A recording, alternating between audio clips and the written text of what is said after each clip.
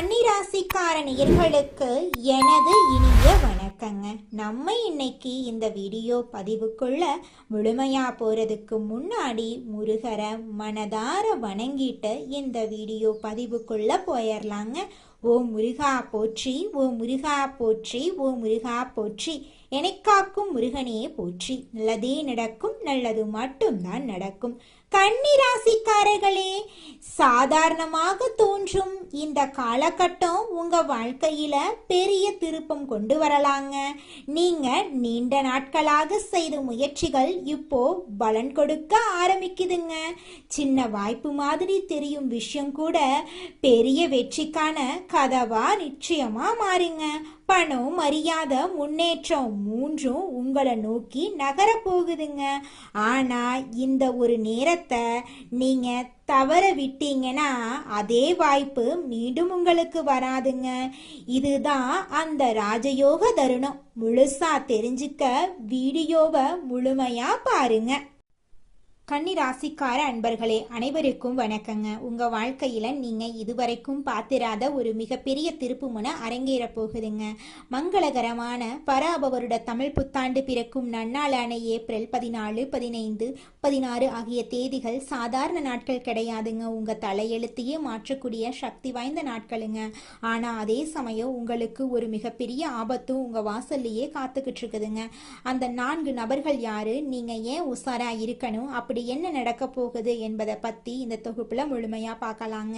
இந்த காணொலியை ஒரு நொடி கூட தவிர்க்காம முழுமையா பாருங்க. ஏன்னா நீங்க செய்யும் ஒரு சிறு தவறு உங்களை தேடி வரும் அந்த மாபெரும் பொற்காலத்தை தவிடுபடி ஆக்கிருங்க.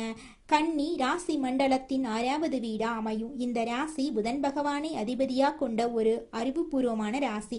நீங்க இயல்பாகவே எதிலும் ஒரு முழுமையை எதிர்பார்க்கக்கூடியவங்க. எதையும் ஆழமாக சிந்தித்து செயல்படும் அறிவாளிகள். மற்றவர்கள் செய்யும் சிறு தவறுகளை கூட எளிதில் கண்டுபிடிக்கும் கூர்மையான அறிவு உங்களுக்கு இருக்கு. ஆனா உங்களுடைய இந்த அதீத சிந்தனையும் மற்றவர்களுக்கு உதவி செய்ய துடிக்கும் இலகிய மனமுமே உங்களுக்கு பல நேரங்கள்ல மிகப்பெரிய எதிரிகளை உருவாக்கி விடுது. கன்னிராசியில பிறந்த நீங்க ஏன் எப்போதும் ஒருவித மன போராட்டத்துடன் மற்றவர்கள் படாத கஷ்டங்களை அனுபவிக்கிறீங்க என்று எப்போதாவது யோசிச்சு உண்டா? அதற்கு காரணம் நீங்க எல்லோரையும் உங்களை போலவே நேர்மையானவர்கள் அப்படின்னு நம்புறது தான். கடந்த சில ஆண்டுகளா சற்று திரும்பி பாருங்க. நீங்க யாருக்கெல்லாம் உண்மையா இருந்தீர்களோ, யாருடைய வேலைகளையெல்லாம் உங்கள் தோல்ல சுமந்து செய்து முடித்தீர்களோ அவர்களே உங்களுக்கு மிகப்பெரிய துரோகத்தை செஞ்சிருப்பாங்க. உங்கள் கடின உழைப்புக்கு வேறு யாரோ ஒருவர் பெயர் வாங்கி இருப்பாங்க. உங்க கையில பணம் இல்லாவிட்டாலும் மற்றவங்க கஷ்டப்படுறத பார்த்து உங்க அறிவையும் உழைப்பையும் கொடுத்து உதவி செய்திருப்பீங்க. ஆனா நீங்க செஞ்ச தர்மம் உங்களுக்கு புண்ணியத்தை சேர்ப்பதற்கு பதிலா உங்களை பல மன உளைச்சல்களிலும் ஏமாற்றங்களிலும் கொண்டு போய் நிறுத்தியிருக்கு. உங்க குடும்பத்தினராலேயோ பல நேரங்கள்ல உங்கள் நியாயமான சிந்தனையை தவறாக புரிந்து கொண்டிருப்பட்டிருக்கும். நான் எவ்வளவு உண்மையா உழைச்சாலும் எனக்கு ஒரு அங்கீகாரம் கிடைக்கலையே என்று தனிமையில் அமர்ந்து நீங்க கண்ணீர் விட்ட இரவுகள் ஏராளமா இருக்கு.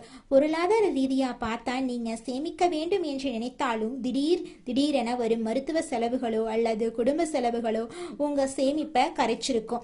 உங்கள் அறிவையும் திறமையும் யாரோ ஒருவர் பயன்படுத்தி முன்னேறி இருப்பாங்க. எதை தொட்டாலும் தடை உடைப்பதற்கு ஏற்ற பலவீனமின்மை என ஒரு வழித்தடத்துல சிக்கி தவித்த உங்களுக்கு மங்களகரமான பராபவருட தமிழ் புத்தாண்டு பிறக்கும் இந்த நன்னாளில் கிரகங்களின் சஞ்சாரம் உங்க ராசியில ஒரு பிரம்மாண்ட மாற்றத்தை ஏற்படுத்த போகுது.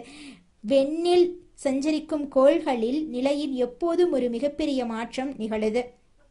உங்கள் ராசிநாதனான புதன் பகவானின் அருட்பார்வையும் மற்ற கோள்களின் சூழ்ச்சியும் உங்களுக்கு சாதகமான திசை திருப்பது. இனிமேல் உங்களை சுற்றியிருந்த எதிர்மறை ஆற்றல்கள் அனைத்தும் விலகி நேர்மறையான அதிர்வுகள் உங்க இல்லத்தையும் உள்ளத்தையும் நிரப்ப போகுதுங்க. இத்தனை காலம் உங்க வாழ்க்கையில இருந்த அனைத்து கஷ்டங்களும் காணல் நீரா கரைஞ்சு போக போகுதுங்க. இத்தனை காலம் கையில காசு தங்களையே வறுமை வாட்டுதே என்று வருத்தப்பட்ட காலம் முடிஞ்சிருச்சு. தடைபட்டு நின்ற காரியங்கள் இப்போது தங்குதடையின்றி அரங்கேறும். நீண்ட நாட்களாக உங்க அறிவுக்கு ஏற்ற வேலை கிடைக்காம திண்டாடிய உங்களுக்கு உயரிய பதவிகள் தேடி வரும். எதிர்பாராத திசையிலிருந்து பணவரவு உங்களுக்கு கிடைக்கும்.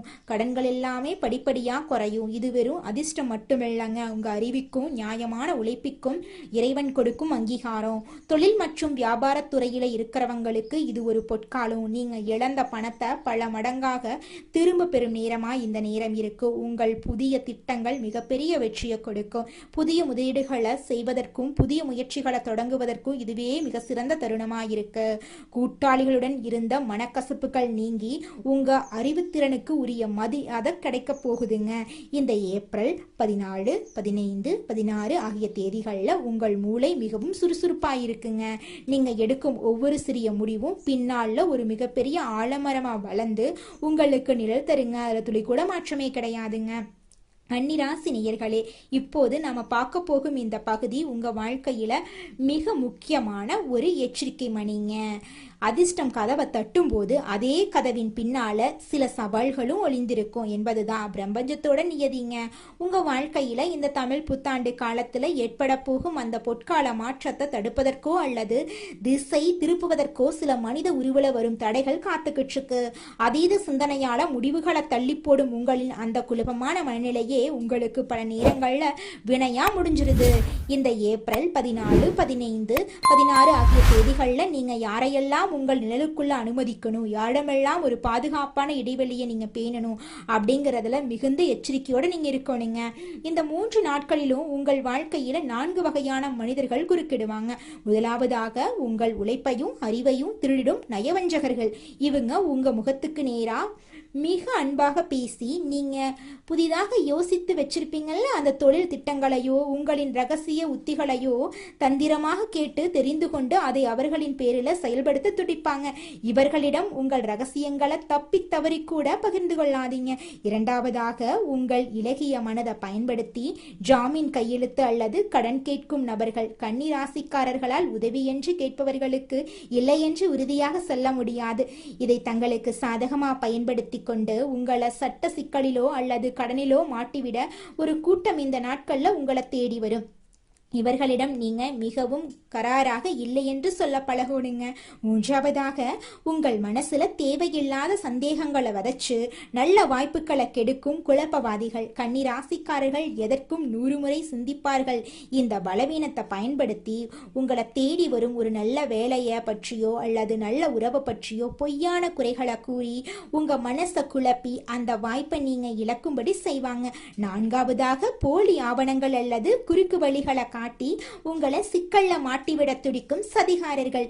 குறுகிய காலத்துல பணக்காரன் ஆகலாம் என்று ஆசை காட்டி உங்களை தவறான முதலீடுகள்ல தள்ளி விடுவாங்க. இந்த 4 வகை மனிதர்களிடமும் நீங்க மிகவும் எச்சரிக்கையா இருக்கணுங்க. இந்த 4 வகை மனிதர்களை நீங்க எப்படி கையாளணும் என்பதற்கு ஒரு சிறந்த உதாரணத்தை நான் சொல்ல போறேங்க. ஒரு ஊர்ல கபிலன் என்ற இளைஞன் இருந்தா. அவன் கன்னிராசியில பிறந்தவன். சிறந்த அறிவாளி, சிறந்த கடின உழைப்பாளி. ஆனா அதீத சிந்தனையால அடிக்கடி குழப்பம் அடைவான். அவன் பலருக்கு உதவி செய்து ஏமாந்தவன். ஒரு நாள் ஒரு முதியவர் அவங்கிட்ட வந்து ஏப்ரல் 14, 15, 16 ஆகிய 3 தேதிகளும் உன் தலையெழுத்த மாற்றும் நாட்கள். ஆனா 4 உருவங்கள்ல உனக்கு சோதனை வரும். நீ யாருடைய பேச்சையும் கேட்பாம உன் அறிவையும் மனதையும் பயன்படுத்தி நீ அமைதியா இருந்தீனா உனக்கு வாழ்க்கையில பொற்காலம் கிடைக்கும். எச்சரிக்கையா இரு அப்படின்னு சொல்லிட்டு போனாரு. புத்தாண்டு தினமான ஏப்ரல் 14 அதிகாலையில் கபிலனின் சக ஊழியரில் ஒருவன் வந்து மிகவும் அன்பா பேசி கபிலன் பல மாதங்களாக உதைச்சு உருவாக்கிய ஒரு திட்டத்தின் ரகசியங்களை கேட்க முயற்சி செஞ்சான். கபிலனுக்கு முதியோரோட எச்சரிக்கை நினைவுக்கு வர நிதானமா எந்த பதிலும் கூறாம அவனை தவிர்த்துட்டான். ஏப்ரல் 15ஆம் தேதி கபிலனின் தூரத்து உறவினர் ஒருவர் வந்து போலியா அழுது ஒரு வெற்று பத்திரத்துல கையெழுத்து கேட்டாரு. கபிலன் இறக்கப்பட்டாலும் தனது எதிர்காலத்தை கருத்தில் கொண்டு உறுதியா முடியாது அப்படின்னு சொல்லிட்டான். பிறகுதான் தெரிந்தது அந்த நபர் மோசடி வழக்குல சிக்கியவர் அப்படின்னு. ஏப்ரல் 16ஆம் தேதி கபிலனுக்கு ஒரு பெரிய பன்னாட்டு நிறுவனத்திலிருந்து வேலை வாய்ப்பு வந்துச்சு. ஆனா அவனது நண்பன் ஒருவன் வந்து அந்த நிறுவனம் சரியில்லை அப்படின்னு சொன்னதால உன் வாழ்க்கை வீணாகிரும் அப்படின்னு சொன்னான். தேவையில்லாத சந்தேகங்களை விதைத்தான். இது 3வது சோதனை அப்படின்னு உணர்ந்த கபிலன் அந்த குழப்பவாதியின் பேச்சை நம்பாம தன் அறிவை மட்டுமே நம்பி அந்த வேலையை ஏத்துக்கிட்டான். யார் பேச்சையும் கேட்டு குழப்பம் அடையாம மௌனமா இருந்தான். அந்த 3 நாட்களும் அவன் காட்டிய நிதானமும் விழிப்புணர்வும் அவனை காப்பாத்துச்சு. ஏப்ரல் ஏப்ரல் 17ஆம் தேதி கபிலன் அந்த பெரிய நிறுவனத்தில் ஒரு உயரிய பதவியில அமர்ந்தான். அவனது அறிவுத்திறனுக்கு மாபெரும் அங்கீகாரம் கிடைச்சிருச்சு. கபிலன் மட்டும் அந்த 3 நாட்கள்ல குழப்பம் அடைந்தோ அல்லது மற்றவங்களை நம்பியோ இருந்தா அந்த மாபெரும் வாய்ப்பை அவன் நிரந்தரமா இழந்திருப்பான். கன்னிராசிக்கார அன்பர்களே, கபிலனை போலவே நீங்களும் எச்சரிக்கையா இருக்கணும். உங்க வாழ்க்கையில வீச போகும் இந்த அதிர்ஷ்ட காற்றை அப்படியே தக்க வைத்துக் கொள்ளணுங்க. வரப்போகும் நன்மைகளை இரட்டிப்பாக்கி கொள்ளவும் நீங்க செய்ய வேண்டிய ஆன்மீக கடமைகளை குறித்து நம்ம இப்ப தெரிஞ்சுக்க போறேங்க. ஏப்ரல் 14, 15, 16 ஆகிய தேதிகளில் நீங்கள் மேற்கொள்ள வேண்டிய சில எளிய அதே சமயம் மிக வலுவான பரிகாரங்களை பற்றி தெரிஞ்சுக்கலாங்க. உங்கள் வாழ்க்கையில் நல்லதையெல்லாம் நடக்கணும் அப்படின்னு நினச்சிங்கன்னா தினமும் அதிகாலையில் நேரமே எழுந்து சூரிய பகவானை வழிபாடு செய்யுங்க. உங்கள் வாழ்க்கையில் நல்லதெல்லாம் நடக்குங்க. இத்தனை காலம் நான் பட்ட கஷ்டங்கள் போதும் இறைவா, இனி வரும் காலம் எனக்கு ஒளியாக அமையணும் அப்படின்னு மனதார வேண்டிக்கோங்க. அடுத்ததுல தானங்கள்ல சிறந்த தானத்தை பத்தி தெரிஞ்சுக்கலாம். புதன் பகவானின் அருளை பெற பச்சை பயிறு தானம் செய்யறது மிகவும் சிறப்பு. ஏழை எளியவர்களுக்கு அல்லது ஆதரவற்றவர்களுக்கு பச்சை பயிரால செய்யப்பட்ட உணவுகளை தானமா அழியுங்க. மேலும் வாயில்லா ஜீவன்களுக்கு, குறிப்பா பசுக்களுக்கு அகத்திக்கீரை பச்சை பொருட்களை வணங்குறது உங்கள் ஜாதகத்துல இருக்கக்கூடிய தடைகளையும் தோஷங்களையும் வேரோடு அழிக்கும் ஆற்றல் கொண்டதுங்க. உங்கள் அறிவாற்றல் மென்மேலும் பெருக இது உதவுங்க. இந்த 3 நாட்களும் நீங்க பச்சை நிற ஆடைகளை அணிகிறது அல்லது ஒரு சிறிய பச்சை நிற கைக்குட்டையை உங்களிடம் வைத்துக் கொள்றது உங்களுக்கு ஒரு கூடுதல் பலத்தை தருங்க. இது உங்களை சுத்தி ஒரு தெய்வீக பாதுகாப்பு கவசத்தை உருவாக்கி மற்றவர்களோட தீய பார்வையிலிருந்தும் சூழ்ச்சியிலிருந்தும் உங்களை நிச்சயமா பாதுகாத்துங்க. இந்த நாட்கள்ல நீங்க எடுக்கக்கூடிய ஒவ்வொரு முடிவும் உங்கள் எதிர்காலத்தை நிர்ணயிக்கும் என்பதால எந்த ஒரு காரியத்தையும் அதீதமா சிந்திச்சு குழப்பிக்கொள்ளாதீங்க. மற்றவங்க சொல்றதை கேட்டு முடிவுகள் எடுக்க வேண்டாம். யோசிச்சு நிதானமா எந்த முடிவா இருந்தாலும் எடுங்க. நிச்சயமா உங்க வாழ்க்கையில நல்லது தாங்க நடக்கும். எச்சரிக்கையா இருங்க. புத்தாண்டு ஒரு மாபெரும் பொற்காலமா மாறுங்க என்பதுல எல்லளவும் சந்தேகம் இல்லை. இந்த தகவல் உங்களுக்கு பயனுள்ளதா இருந்தா உங்கள் விருப்பத்தை தெரிவியுங்க. உங்க ராசி என்ன அப்படிங்கிறத கீழே உள்ள கருத்துக்கள்ல சொல்லுங்க. இது போன்ற ஆன்மீக தகவலுக்கு நம்மளது சேனலை சப்ஸ்கிரைப் பண்ணிக்கோங்க. நல்லதே நடக்கும். நல்லது மட்டும்தாங்க நடக்கும். எண்ணம் போலதாங்க வாழ்க்கையும். அதனால எண்ணங்களை நேர்மறையா எண்ணுங்க. நிச்சயமா உங்கள் வாழ்க்கை நல்ல விதமா அமையுங்க. என்னால இந்த செயலை செய்ய முடியாது, இந்த தொழிலை தொடங்க முடியாது, இவங்க கிட்ட போய் பேச முடியாது, என் வாழ்க்கையில நல்லது நடக்காது, இந்த மாதிரி எதிர்மறை எண்ணங்களை தவறியும் நினைத்து விடாதீங்க. மாறாக என்னால இந்த செயலை செய்ய முடியும், என்னால இந்த தொழிலை தொடங்க முடியும், என் வாழ்க்கையில நல்லது நடக்கும், என் தொழில லாபம் கிடைக்கும், இந்த மாதிரி நேர்மறையான எண்ணங்களை எண்ணுங்க. நிச்சயமா உங்க வாழ்க்கையில நீங்க நினைக்கக்கூடிய எண்ணங்கள் தாங்க நடக்கும். அதனால நீங்க நினைக்கக்கூடிய எண்ணங்களை நேர்மறையான எண்ணங்களா எண்ணுங்க. உங்களுடைய எண்ணங்கள் நிச்சயமா நடந்தே தீருங்க. நல்லதே நடக்கும். நல்லது மட்டும்தாங்க நடக்கும். கெட்டது அப்படிங்கிற பேச்சுக்கெல்லாம் துளி கூட இடம் கிடையாதுங்க. கன்னி ராசிக்காரர்கள் மனதை தெளிவுபடுத்த வேண்டுங்க. எதிர்மறையாக பேசுபவர்களிடமிருந்து ஒதுங்கி இருக்க வேண்டுங்க. கோவிலுக்கு போவது, வழிபாடுகள் செய்வது, குலதெய்வ கோயிலுக்கு போவது போன்ற விஷயங்களை செஞ்சா நல்ல அதிர்வலைகள் உங்க வாழ்க்கையில வருங்க. நல்ல ஆடைகளை அணிய வேண்டுங்க. அப்பத்தாங்க உங்களுக்கு ஒரு புத்துணர்ச்சி இருக்கும். அடுத்ததாக நம்முடைய கன்னி ராசியில் இருக்கக்கூடிய ஒவ்வொரு நட்சத்திரக்காரர்களுக்கும் இந்த மாதம் எப்படி அமைஞ்சிருக்குன்னு பார்க்கலாங்க.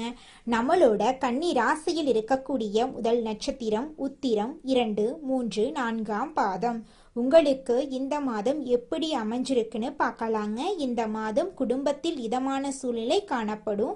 கணவன் மனைவிக்கு இடையே நெருக்கம் கூடும். பிள்ளைகளின் நலல அக்கறை காட்டுவீங்க. குடும்பத்தாருடன் விருந்து நிகழ்ச்சியில கலந்து கொள்ள சூழ்நிலைகள் ஏற்படலாம். உறவினர்கள் மத்தியில மதிப்பும் மரியாதையும் கூடும். புது முயற்சிகளில் ஈடுபடுவது வெற்றியை தரும். சக மாணவர்களிடம் பொறுமையுடன் நடந்து கொள்றது உங்க வாழ்க்கைக்கு ரொம்பவும் அவசியம். உங்களோட வாழ்க்கையில நல்லது தாங்க நடக்கும். கெட்டதுங்கிற பேச்சுக்கு துளி கூட இடம் கிடையாதுங்க.